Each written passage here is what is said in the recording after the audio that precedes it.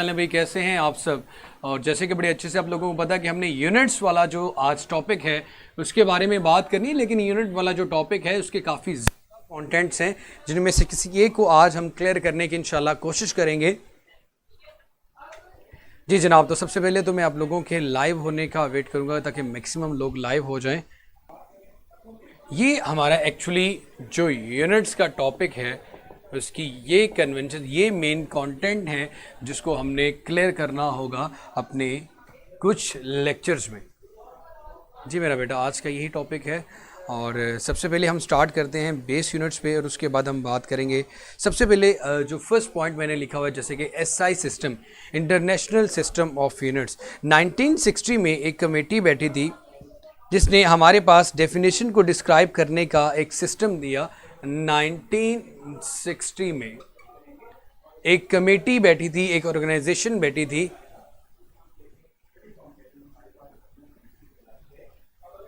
जी मेरा बेटा, ये उसके शॉर्ट टर्म में ना, An international committee agreed on the set of definitions and standards to describe the physical quantities. The system that was established is called International System of Unit.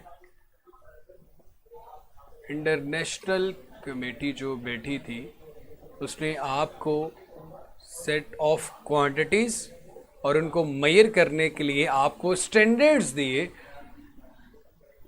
और इस committee या इस सिस्टम को जो नाम दिया जाता है called system international, is called system international. चले मेरा बेटा, तो अब हमारे पास सबसे पहले जैसे कि आप लोगों ने इवन के 9th क्लास में भी पढ़ा था, बेस का आपके पास इंटरनेशनल सिस्टम ऑफ यूनिट्स में बेस यूनिट्स वो होते हैं। Those are used for the base quantity, the units used for base quantities are called base units. ये टोटल 7 होते हैं, 1 2 3 4 5 6 7, 7 बेस क्वांटिटीज़ होती हैं। इनके अलावा जो बाकी जो सब बेस क्वांटिटीज़ की मदद से बनाने में हम डिराइव्ड क्वांटिटीज़ का नाम देते हैं। सर बेटा, सिग्निफिकेंट फिगर यहाँ पे लास्ट टॉपिक्स में आता है, तो मेरे ख्याल में अभी हम बिल्कुल स्टार्ट में हैं और ये प्री फर्स्ट ईयर की क्लास है और इसमें एक एक टॉपिक करके पढ़ाया जाता है।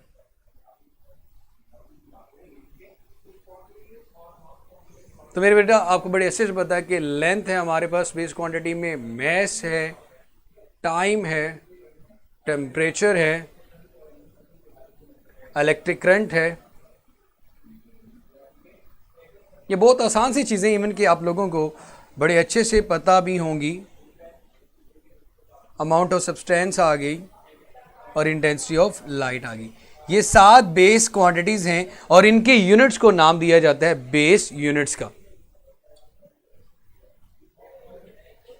लेंथ के लिए मीटर, मैस के लिए किलोग्राम आ गया, टाइम के लिए हमारे पास सेकंड है, टेम्परेचर के लिए हमारे पास केल्विन आता है, इलेक्ट्रिक करंट के लिए एम्पेयर आ जाता है, अमाउंट ऑफ सब्सटेंस के लिए मोल लेते हैं और इंटेंसिटी ऑफ लाइट के लिए हम कैंडेला लेते हैं।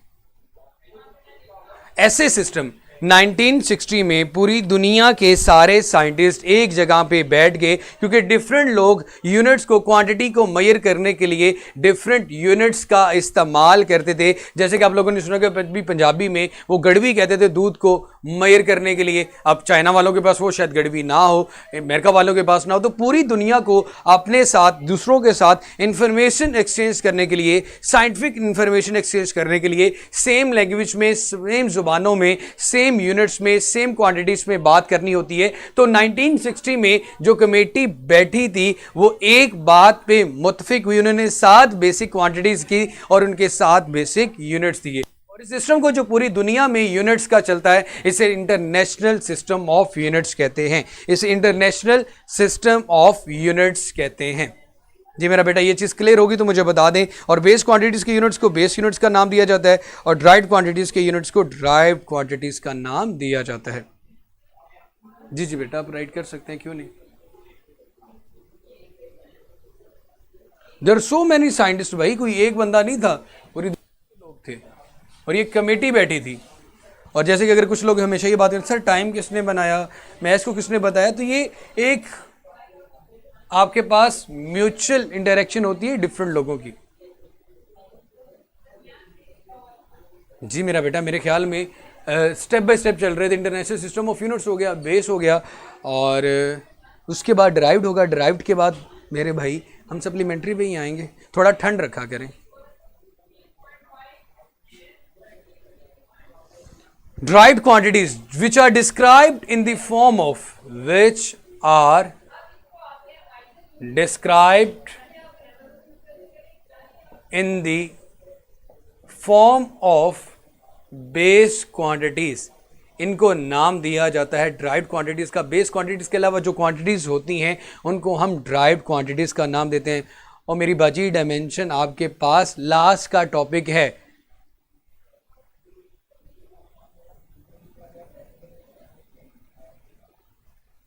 अजीब किस्म के माशाल्लाह कौम है। अभी फर्स्ट टॉपिक पे लास्ट वाली हेडिंग देके सर डायमेंशन बता दो तो गया हुआ। इंटरनेशनल सिस्टम ऑफ यूनिट्स ही है ना। गालिब साहब आपका सवाल भी क्या कमाल होता है, एज यूजुअली पूरा साल हो गया आपको। जैसे कि हम फोर्स की बात करते हैं, एक ड्राइव्ड क्वांटिटी और फोर्स का यूनिट होता है भाईजान न्यूटन।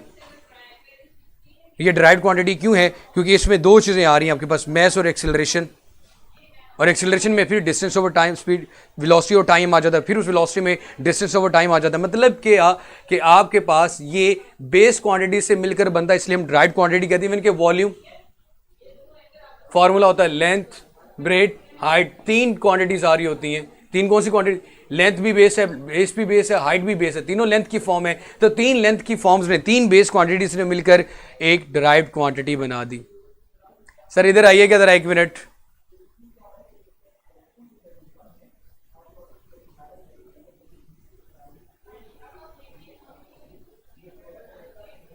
मेरे ख्याल में कुछ लोगों को ये चीज़ क्लियर कर दूं। हम पास ये चीज़ क्लियर कर दूं मेरा बेटा, हम स्टेप बाय स्टेप ही चलेंगे। अगर हम मुझसे अपनी बुक का लास्ट लेक्चर पूछना शुरू कर देंगे तो मेरे ख्याल में ये बेवकूफ़ों वाली बात है यार। थोड़ा हौसला रख लो। एक ही दिन में क्या आइंस्टाइन बन जाना है?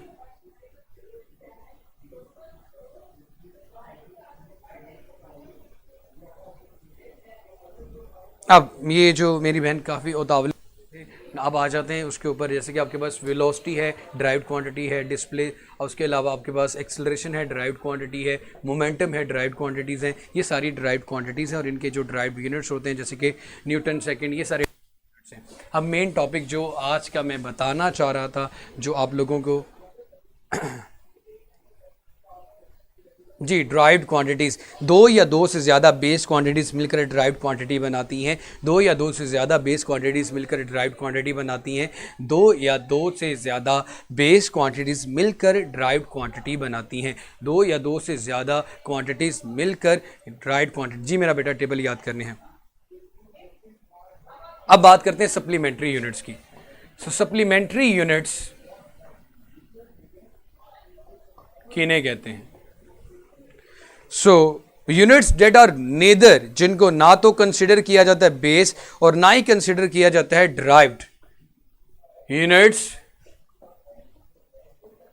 नेदर कंसिडर्ड, जिनको ना समझा जाता है बेस नॉर ड्राइव्ड, और ना ही ड्राइव्ड समझा जाता है। इनको नाम दिया जाता है आपके पास बेस ज्योमेट्रिकल का या फिर सप्लीमेंट्री यूनिट्स का। द यूनिट्स आर कॉल्ड, जिनको हम ना तो बेस कंसिडर करते हैं ना ही ड्राइव्ड कंसिडर करते हैं। The units are called geometrical. और ज्योमेट्रिकल क्यों कहते हैं अभी आपको डायग्राम बनाऊंगा तो क्लियर हो जाए। Geometrical are supplementary units. Geometrical are supplementary units, वो यूनिट्स जिनको ना तो हम जी टेबल्स में से एमसीक्यूज बनेगा और इसमें से जो जो एमसीक्यूज बनेगा वो मैं साथ साथ बताऊंगा भी, लेकिन फिलहाल इसलिए नहीं बता रहा क्योंकि जो आईक्यू लेवल है उसके अकॉर्डिंग ही बात करनी होती। जी द सप्लीमेंट्री यूनिट्स वो यूनिट्स है जिनको ना तो ये कंसिडर किया जाता है कि वो बेस हैं और ना ही कंसिडर किया जाता है कि वो ड्राइव्ड है। और ये दो यूनिट्स होते हैं जिनको हम बेस अब सप्लीमेंट्री यूनिट्स कहते हैं। सबसे पहले आपके पास मेरा बेटा आ जाता है रेडियन और दूसरा हमारे पास है स्टेरेडियन। रेडियन और दूसरा हमारे पास है बेटा स्टेरेडियन। स्टेरेडियन यूनिट है प्लेन एंगल का।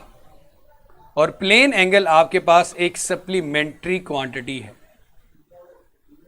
प्लेन एंगल आपके पास एक सप्लीमेंट्री क्वांटिटी है। कल भी ये चीज बताया था। जब मेरा बेटा चैप्टर खत्म हो जाएगा उसके बाद टेस्ट होगा।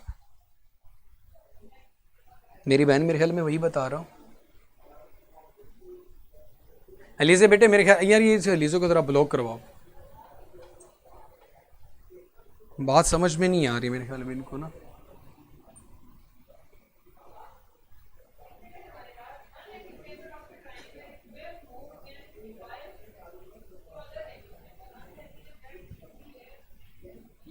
जी अभी हम बात करते हैं प्लेन एंगल। प्लेन एंगल कल भी पढ़ा था। जी अब बैटरी को चेंज करवा लेता हूँ मैं। दो चीज़ें कल हम लोगों ने पढ़ी थी कि जो सप्लीमेंट्री क्वांटिटीज दो हैं, एक आपके पास प्लेन एंगल है और दूसरा आपके पास सॉलिड एंगल है।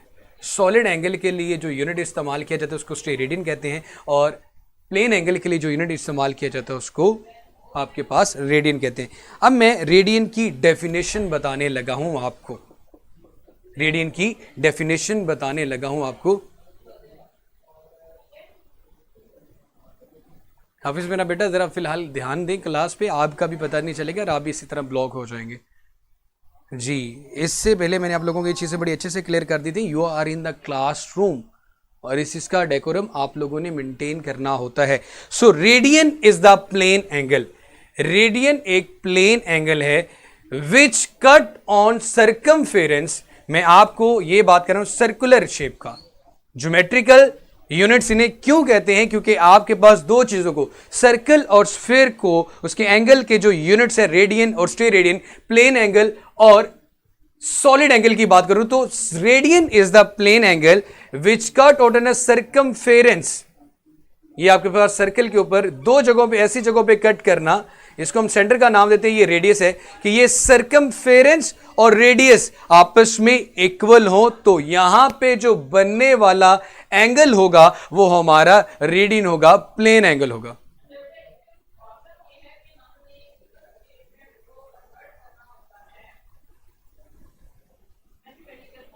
आर्क लेंथ आपकी है S, उसको इक्वल आना चाहिए मेरा बेटा रेडियस के। उसको किसके इक्वल आना चाहिए आपके पास? रेडियस के। Arc length is equal to radius. तो यहां पे जो बनने वाला हमारे पास एंगल होगा उसको एंगल को नाम देंगे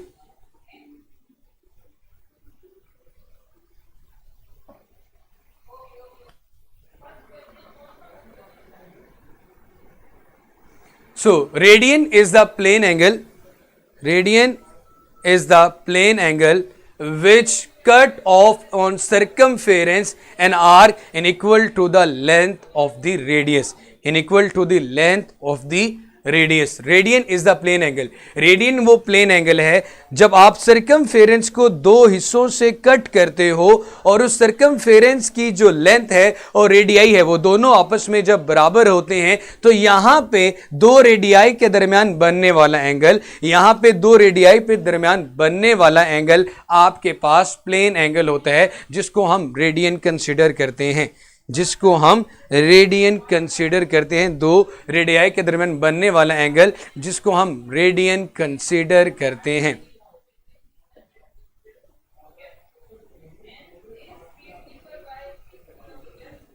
यहां पे जो एंगल बनेगा थीटा, इसको हम 1 रेडियन कहेंगे। जी मेरा बेटा क्लियर हो गया तो मुझे बता दें, radian is the plane angle which cut off the circumference और 2 points which is equal to the radius of the circle. ये जो आपके पास रेडियाई और जो आर्क लेंथ है इन दोनों की वैल्यू इक्वल होती है। जी भाईजान, सो ये बन गया आपके पास यहां पे 1 रेडियन।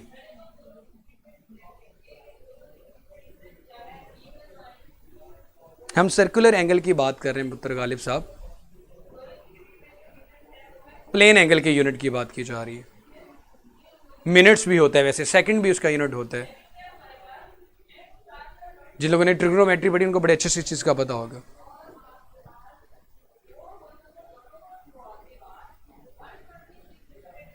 बेटा सिग्निफिकेंट फिगर्स जब तक नहीं बताऊंगा मेरे ख्याल में आपका जो माइक्रो ऑर्गेनिज्म है वो कंट्रोल में नहीं आएगा। तो सिग्निफिकेंट फिगर का मतलब होता है अहम हिस्से, किसी भी डिजिट्स में जो आपके पास एक्यूरेटली नाउन डिजिट्स होते हैं और फर्स्ट डाउटफुल डिजिट होता है उसको हम नाम देते हैं सिग्निफिकेंट फिगर्स का। डायग्राम में मेरा बेटा रेडियन प्लेन एंगल है और प्लेन एंगल सिर्फ एक ही एंगल होता है, दो quantities plane angle and solid angle, इनको सप्लीमेंट्री क्वांटिटीज कहती है। टोटल दो हैं तो इनकी एग्जांपल भी दो ही होंगी, ठीक है मेरी बहन। उसके बाद रेडियन के लिए जो यूनिट यूज किया जाता है या फिर प्लेन एंगल का जो यूनिट है वो रेडियन है और सॉलिड एंगल का जो यूनिट होगा वो स्टीरेडियन है। अगर एक चीज मैं आप लोगों को थोड़ी सी चीज बता दूं कि अगर मेरा बेटा वाकई में आप लोगों का क्वेश्चन है then you are doing the great job. लेकिन अगर आप लोगों को ये लगता है कि हमारे इस तरह कमेंट करने से अगला बंदा टीज हो जाता है तो मैं एक चीज़ बता दूं कि टीचर हुजूर अकरम सल्लल्लाहु अलैहि वसल्लम के प्रोफेशन से बिलोंग करते हैं और एक इंसान का वो रूहानी बाप भी होता है। मेरा काम आप लोगों को पढ़ाना है और वो मैं पढ़ाता ही